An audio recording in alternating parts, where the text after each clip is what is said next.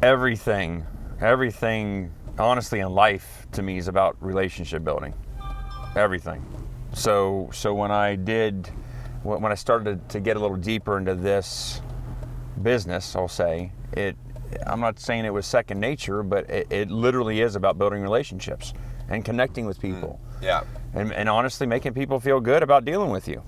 I mean, but for me, it was going back to treat people how you want to be treated. It's very, very simple concept, but sometimes tough to do.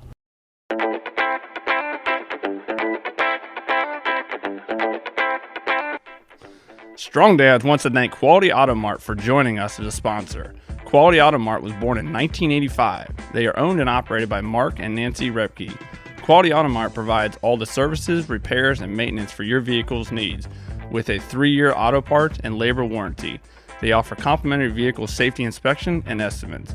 Also, they offer a shuttle service, and the 4th oil change is always on them. They are located at 7307 on State Road 46 in Batesville, Indiana. Make sure you give them a call at 812-934-2301. Welcome to Strong Dads doing real life, man. Today, well, I don't even know what we're doing today. I mean, we've got this probably the strangest. Kyle's in the back seat. Kyle, how you doing back there, brother? What's going on? Good to see you back. I know. It's Yeah. I got people asking me, where you been? Yeah. Well, here we are. We're in a car, and we're in the car of our special guest, Matt Davis. Matt, how you doing, brother? I am doing amazing. Good. I feel like a chauffeur right now. Yeah, well, it's about time you've done something that's worthy like that. Yeah, so we're out driving the streets, and so the whole idea of Strong Dads Doing Real Life was to actually go and meet men in their workplace. And so when we were talking to Matt, we were like, okay, so let's go to your workplace. And we all just kind of shook our head like, well, what's that? Matt, what kind of craftsman are you? Like, what's your skill? My that you're skill? Gonna show us. Yeah. Oh my goodness. I help people buy homes. What? By getting them the money. Build homes? Buy homes. Buy homes. Finance their home purchases. All right, so I is probably very need exciting. I probably need to apologize right now to all of our audience that we're not going to sit and watch you like read a contract or something. No, like that. you don't need a tool belt or anything for this job. Oh wow, we're going to have to be creative, Kyle, on how we're going to pull this one off. I was going to say, Merle, our last guy, we had our last 2 guests. We had, the auto mechanic over at Casey's. We had the electrician, and now we're going to learn how to buy houses. This is a good transition. I like this. Wow. Yeah. This is exciting. All right. All right. So we are actually driving around kind of, I'll say, the territory of Matt's. And, all of us come with different skills and different tools that we bring. And sometimes, they are things that we get to do with our hands. But sometimes they are with our mind. But sometimes they are with our social skills. And Matt, what I'll say is you were probably one of those kids going through high school and even college going, man, what am I made to do? Like, yes. What am I made to do? So how'd you go through that whole process of figuring out what you're made to do? Well, I will tell you, looking back, and I probably am still a little bit socially awkward in a good and a bad way. But back, it took a while for me to get out of my shell. I was an introvert. That's hard for me to believe. Believe it or not, I was an introvert. And yeah, back in the day, I want to say with high school, I think I wanted to go into the Air Force, military possibly. I didn't know what I wanted to do. But yeah, it honestly, once I got into college, business management degree, which is, what does that even get you? I worked at a restaurant, and I was a busboy at Montgomery Inn, and that ripped me out of my shell because you're on stage, you're standing up, you're interacting with people. I had to get over it. And so, yeah, that honestly started the journey of kind of getting my personality to start coming out a little bit more. Again, good, bad, or otherwise. Well, it's kind of interesting because I think one of the challenges is always finding out what our skill set or talent might be that God gave us, right? Yes. We didn't make our own. And some skill sets don't actually have a very formal field to polish and test them. You know, if you're going to be a plumber or an electrician or something, you're going to go through some kind of formal training to learn that and then hone in on it. But when your gift is your personality and talking and relationship building, which I think that's probably a lot of where you're starting to find yourself. Does that connect with you? Everything, honestly, in life to me is about relationship building. Everything. So when I started to get a little deeper into this business, I'll say I'm not saying it was second nature, but it literally is about building relationships and connecting with people. Yeah. And honestly making people feel good about dealing with you. I mean, but for me, it was going back to treat people how you want to be treated. It's very, very simple concept, but sometimes tough to do for people. So you guys might be wondering why we're in a car.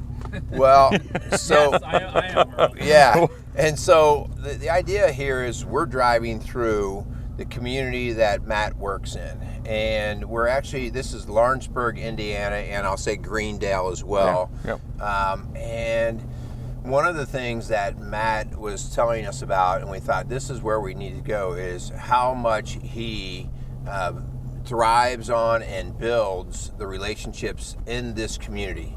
Like, you know, rather than waiting for somebody to come to him to be his friend, Matt, everybody in this town knows you, good, bad, or indifferent, right? Is that a good thing? Oh, Lord. Yeah, and so the idea here is you know all of the favorite hangout places, whether it's a coffee shop or a restaurant or where, you know, the old guys go and just have coffee in the morning. And so tell me, why is that part of your job? Like, what's the purpose in all that?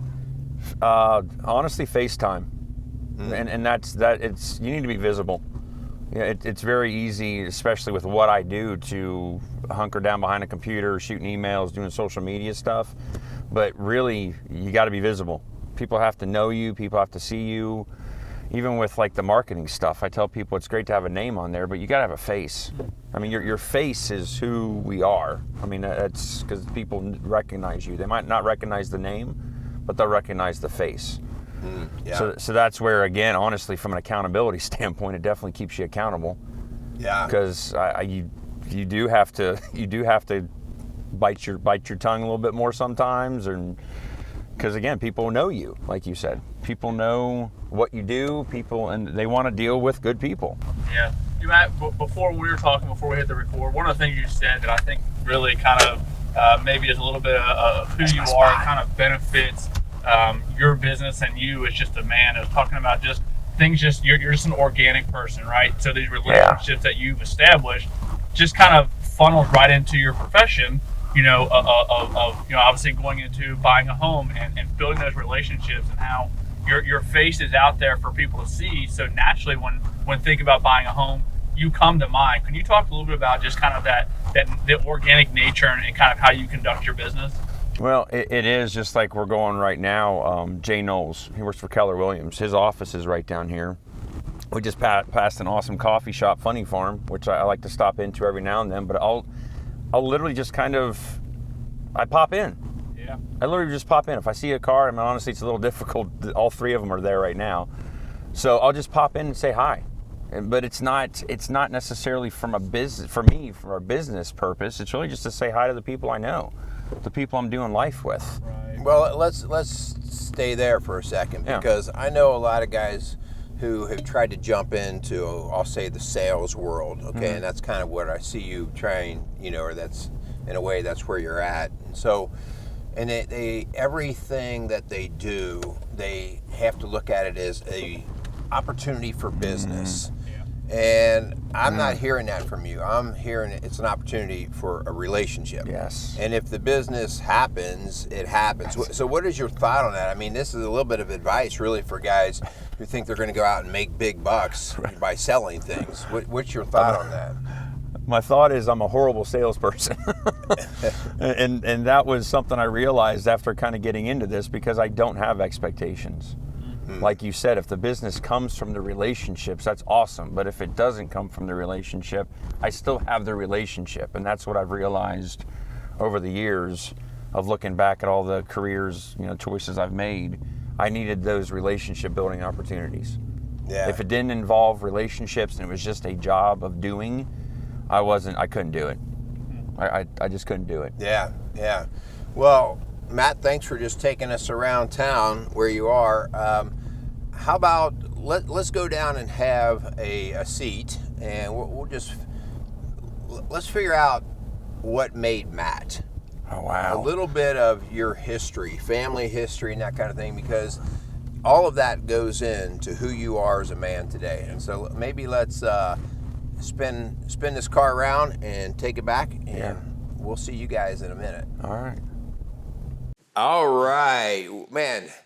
Finally got back from that drive. I thought you were going to kill us in that car. We lost somebody. We lost somebody. Yeah. we got a little bit of a redo here, but with that aside, so Matt, we had a great opportunity to just drive around Lawrenceburg, Greendale area, and kind of see your workplace and see where it is that you do your work. But I will say, build your relationships, right? Like that was a big thing that I took away from that conversation. Part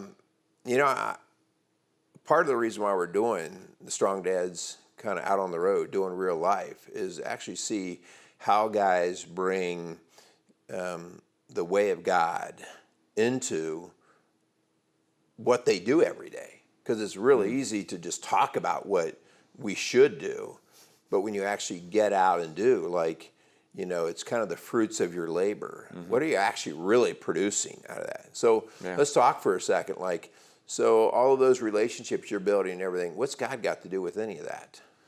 Well, just looking back at some of the people that I'll randomly come across during my workday, that I'll stop in a realtor shop or stop at a title company's office or have a closing or whatever, and just a complete stranger, never met before, you can tell something's going on. And just having that moment of saying, "Are you okay?" And I can't even count how many times that's happened where that person has been carrying a load for some reason and just releases it. Just by, and I'm just an ear. Yeah. I'm just an ear. I don't know how many times that they've turned into crying, blubbering messes, just complete strangers. But I put that back to God, because it's you get that sense, and to me, I am here. I want to be a helper. I want to impact people. I want to leave the place better than when I got there. So every person I interact with, I try to make them feel better about their day. I try to be that light. Honestly, I just try to be a light. So, because a guy could be listening to this and saying, well, that's just Matt's personality.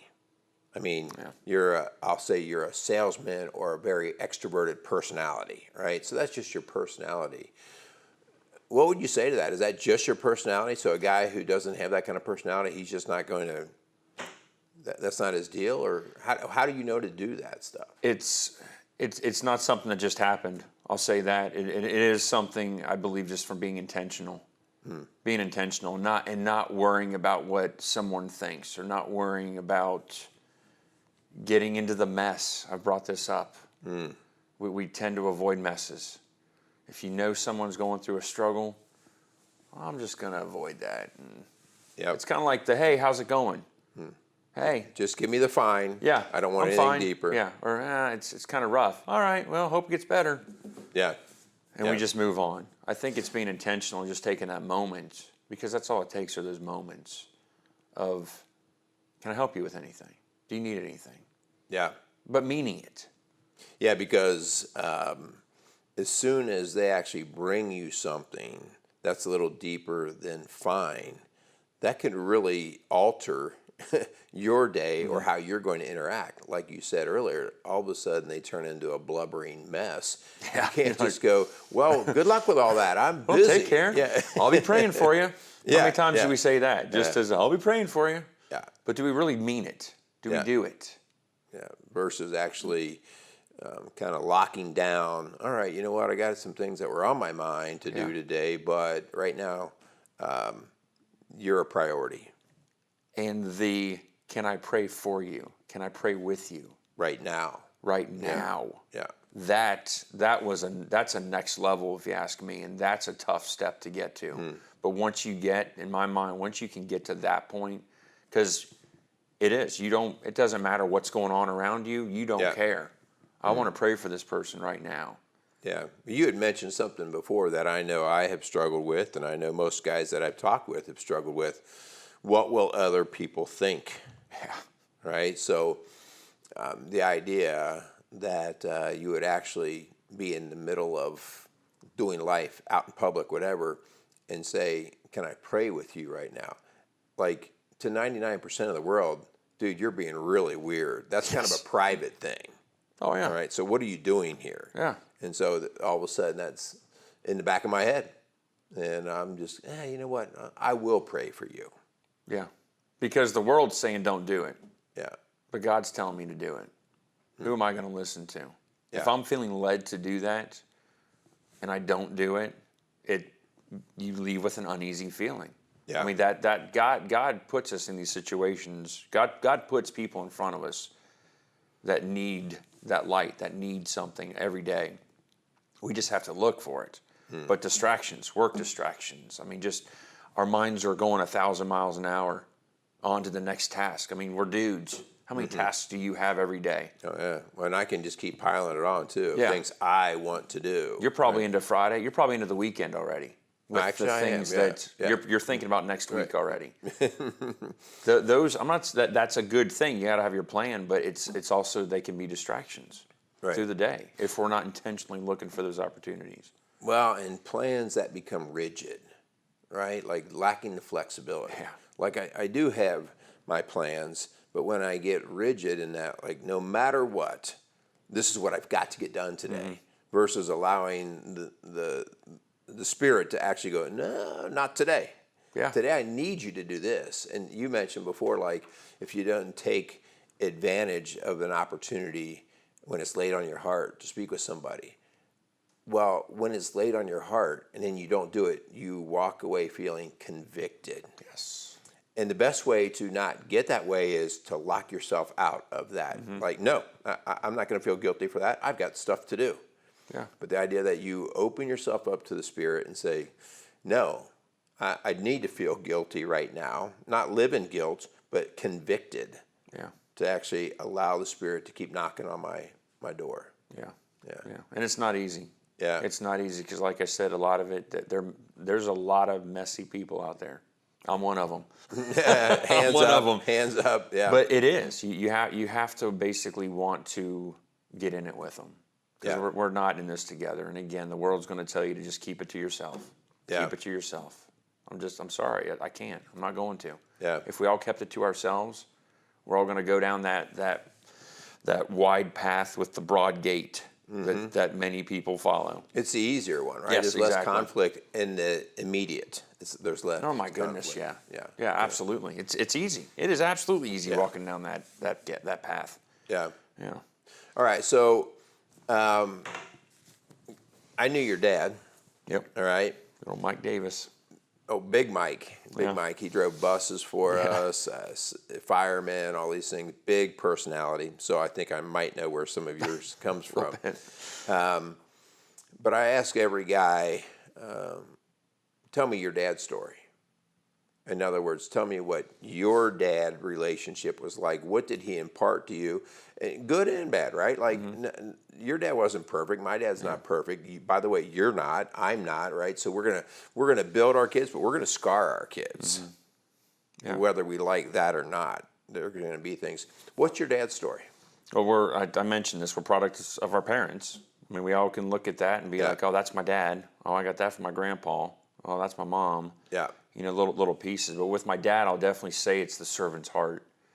He had a servant's heart. He enjoyed helping others, period. Yeah. Again, you mentioned the fire department, the Red Cross, heavily involved with church, the Emmaus community. I mean, he was basically out there trying to make a difference in every place that he would go.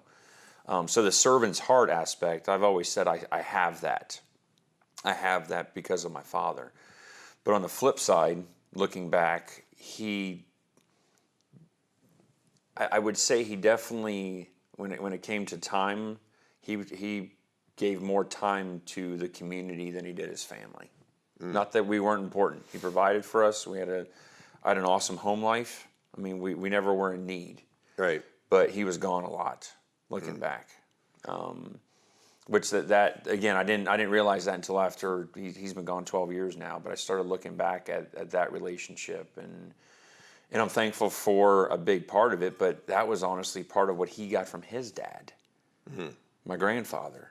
You know, my grandfather was a doer. Like, he was out there doing when my grandma was just taking care of the family. Same with my mom. Mom took care of the family. My mom raised us. Yeah. You know, pretty much. So, but with my father, I mean, his belief and his faith in God, and I did find out his story after the fact. With part of his testimony was he was doing all the right things that the Bible says to do, but he didn't know Jesus. He was a doer, but didn't really have that personal relationship with Jesus. Okay. He was doing it because it was probably the right thing to do. Whether, again, being involved with church and doing all this stuff, but when he found Jesus, that's when things changed for him. So he did finally get to that. Yes, he did. And that was, again, part of his, it was a part of one of the talks, one of the Emmaus walks that I think I stumbled across. It was something that he had written. And, and I did not know that about my father. Yeah, that's the moving from being the rule follower of the faith, right, or the book, right? The Bible is a rule book, and I'm going to follow the rules, and I follow the rules better than you, so I must be a better Christian than you, right? Versus understanding the grace of the Word, that all of us fall short, and so to start actually understanding what Jesus gave us. He was not that he didn't have the rules as a guide, but it was the grace side and the mercy side that allows us to really understand how relationships should be. Otherwise, I'll be in constant judgment. I'll get in a relationship with you, and as soon as you don't do something right, according to me, I will put judgment on you. Oh, yeah. Yeah. Versus, well, I'd like you to do it this way because this is the God's way, but hey, you know, you didn't do it. So Jesus says, love one another. Yeah. This is my command. Yeah. We talked about this last night in our group. This is my command. Not commands, singular. My command, love one another. Yeah. And I don't know how many times he said that in that chapter. I think it's 15, John 15. Love one another. And that that is the whole basis of what I'm trying to do. Yeah. And what if others could get on board with that. And also, again, it just comes from the faith. It comes from knowing. Where did that come from? It came from Jesus. It came from Jesus' sacrifice. For me. For you. For everyone. Yeah. So you talk about, your dad was a great model in the servant way in terms of showing you how to serve, but maybe there was a misunderstanding of priority of relationships. In other words, and that happens a lot because we tend to go to places where we get fed. Yeah. Right? So, like, we'll have people who just are obsessed. If they work at the church, like, they'll work 80 hours a week at the church and they'll say, I'm doing God's work. Yes. In the meantime, their family doesn't know who they are. Yes. And so we have to be really careful with the idea of, wait, am I doing God's work or am I just really being filled there? And it's more about me getting the pats on the back or making me feel like I do great work. And so for yourself, I mean, your dad, again, we're not in judgment of him because who knows what was in his mind and heart, but it seemed like he was getting fed outside of the house. Oh, absolutely. Maybe more than in the house. How do you take care of that in your own relationship with your wife and with your family? How do you make that a priority so you don't slip into, I'm just going to go hang out with the guys tonight because it would be fun or fulfilling? Oh my gosh. Yeah. Or again, in my job, being seen. Like, it's very important to be seen. Sure. I can't sit behind a computer and wait for business to happen. I have to go out there and just, it's a vocation. I have to go out there and, hey, I do home loans. Yeah. I need everyone out here to know that I do home loans. Yeah. So if they think about it, to me, I have that FOMO, fear of missing out, whenever anything's going on in the community. Any trunk or treats that are going on, I mean, they're all over the place. Right. I find myself, I need to be there. I should be there. I need to do this. I need to do that. But then I'm taken away from that family time. I need to, and trust me, I said this earlier, that unfortunately I can give everyone out there in public the best of Matt Davis, but when I come home, my family gets the worst of me.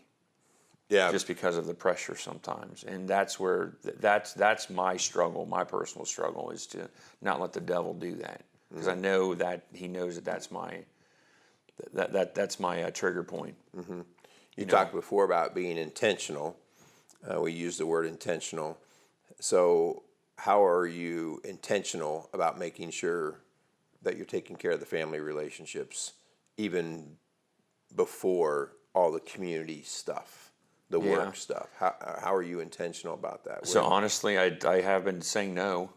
I have been like, I just can't make it. Yeah. Even though I want to, like, what was it? It was the Farmers Fair. Farmers Fair parade was going on. And like after the Bright Community Parade, I'm like, I'm going to do the Farmers Fair. I'm going to do this. But that weekend, it was a weekend before we were going on vacation. There was just, I needed to be home. Yeah. I needed to be home to help facilitate everything, basically, right, before we left. So it was like, I in that moment, it would have been an awesome FaceTime, and it honestly would have I would have loved it. Your heart would have been pumping. I would have soaked it up, because I get out there, I see my people, see all my friends, you know what I'm saying? You see it, you see your friends, you see friendly faces and conversations. That's I did get that from my dad. Yeah. And I know that that's what filled him up, but at the end of the day, it's what is the bigger picture? Yeah. You know what I mean? It's almost like I can get that later. God's going to take care of me no matter what. If I miss this event or this event, God's going to take care of me. Yeah. He will. Yeah, because as I'm sitting here listening to you talk, I'm thinking about your dad and what he imparted to you. You know, what is it that you want to impart to, you have girls, so I'll say, what is it that you want to impart as the father to your girls? That's a good one. I didn't give you that in advance, so you didn't. think on your feet. This is a toughie one. What do I want to impart on my girls? My prayer for them, or my hope for them, is that they do find a godly man, someone that knows Jesus. There's a lot of good guys out there, but I think when it comes down to it, it doesn't need to be just a good guy. That he needs to know Jesus. Because at the end of the day, if they don't know Jesus, they're just a good guy. They're just until a good guy. not. That's exactly right. But no, I hope what my daughters saw from me is that I do love them unconditionally, no matter what's going on. That I was there. That I never let them down. You know, and that hopefully that they saw that something was different with Dad. Yeah. Something was different with me, but knowing why, it's because of my faith and because of my relationship with God. Yeah. Some interesting just research and history on that is that when a daughter sees her dad in a positive light but has a good relationship with him, she tends to look for a man very similar. Yeah. When she has conflict with him in terms of he says one thing and does another, or she can't trust him, she tends to find somebody very different, almost in a rebellious state. Well, I'm definitely not going to go for somebody that's like my dad, right? And so the idea, I mean, we don't have any guarantee, right? Your girls have free will. They can choose who they're going to choose, but they have an image in their mind just basically by how you've interacted with your wife Ashley and other people, and that's going to definitely cast how they're going to look at men. So Matt,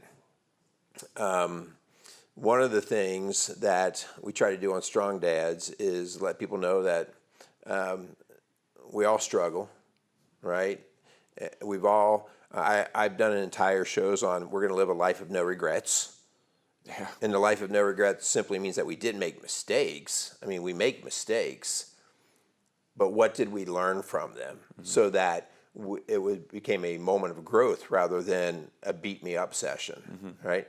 So what are some things that you've learned in your life that you've said, oh, this is some stuff that it stands out to me that I want to pass on to whoever's listening, other men that are listening? What are some things that you stumbled on and you've corrected, or you've worked to correct? So I that's in my mind. It's the emotion.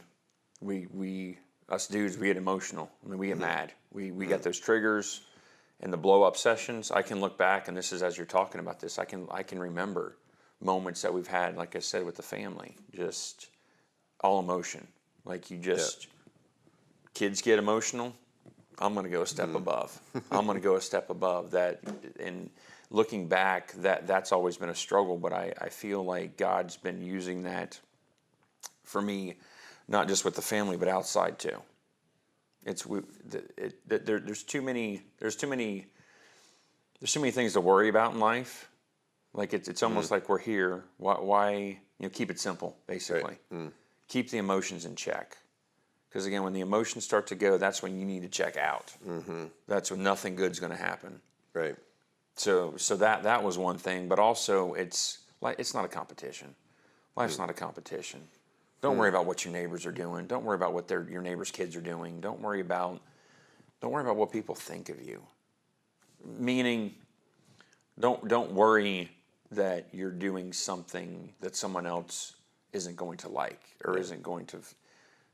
If you have the right guide book, right, that you're going by, doesn't matter. Yeah, you're speaking a lot there too. The trap of comparison. Oh my goodness! It's the thief of joy. Yeah. The thief of joy. So easy, and I think really for our younger guys, I don't say that us older guys don't compare. I mean, it's difficult. Older? Well, you're getting there. Bud, you're getting there. I see some gray in that beard. But when we are younger, so guys that are listening that are maybe 20s and 30s. They're comparing paychecks. They're comparing houses. Yeah. They're comparing authority and power. And it's hard not to, right? Because we're competitors, and we use scoreboards to see whether we're winning or losing, right? And we use the weight room to see my weight that I'm lifting, and clocks to measure our time of running. So we want to see how we stack up. And so you're talking about that whole danger of comparison. You got to be growing. Yeah. You have to. I mean, to me, you're just trying to be a better person than you were the day before. Period. So you're comparing now self to self. Yes.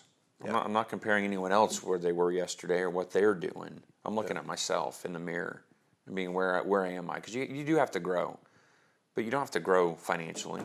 Right. You don't have to grow materialistically. You don't have that. It's empty. Yeah. It is empty. Yeah. Yeah, I want to make sure I understand, or not understand, but we say you compare self to self with Jesus as the standard. Oh, yeah. Right? Like, my neighbor's not the standard. It's Jesus is the standard, because when I take Jesus as the standard, when I look through all the Gospels, I don't see him saying money is your deal, right? Yeah. Power is your deal. So using Jesus as a standard of measurement and comparing myself to myself. Yeah. So. All right. I appreciate your time, but you don't get off that easy yet. Okay. What are your final words of wisdom? That these guys are listening to this and like, man, this is the last thing that I heard from Matt Davis that is going to rock my world and change my life. And my wife's going to love me now because I now do this because Matt Davis told me to. Please stop. No. Everyone out there is laughing probably too. Oh my gosh, Merle. You're stumping me. I mean, I said a lot of it. Again, life's not a competition. That's the one thing. Life is not a competition. Set your mind on things above, not on things of this earth. Because you're just going to be disappointed.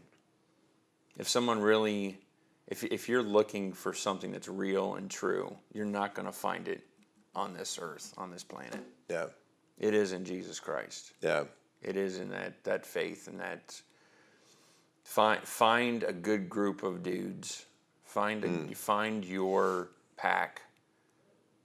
Your good group of guys that you can lean on when the times get rough.